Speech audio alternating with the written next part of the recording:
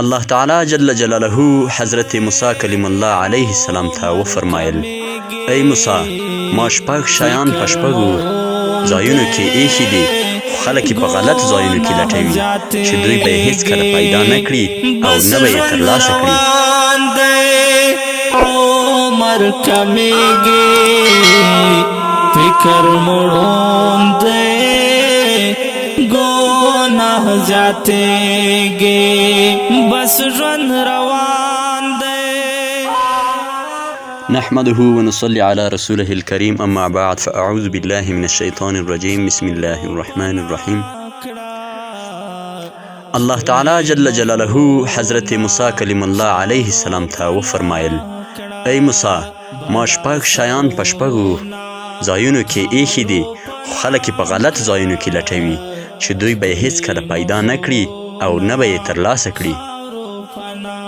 اول راحتي او هوساینه مې مطلق په آخرت کې ایښې ده خو خلک یې په دنیا کې لټوي چې دوی به هیڅکله دا ترلاسه نه کړي. دوهم عزت او شرافت مې په عبادت کې ایښی دی مګر خلک یې په لوی مقام کې لټوي.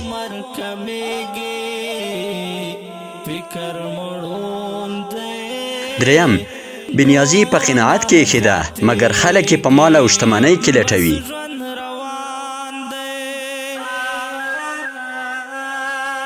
څلورم لوړ مقام په عاجزۍ کې ایښی دی مګر خلک یې په تکبر او ځان برترۍ کې لټوي. پنځم د علم لټون او مطلب مې په لوږه او کوښښ کې ایښی دی مګر خلک یې په ماړل نس کې لټوي. شپږم د دعا قبلېدل مې په حلال رزق کې ایښي دي مګر خلک یې په جادو او سحر کې لټوي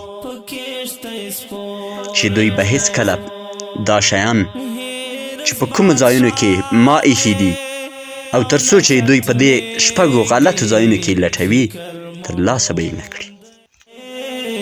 گناہ زیاتېږي بس ژوند روان دی عمر کمیږي فکر مړوند دی گناہ زیاتېږي بس ژوند روان دی.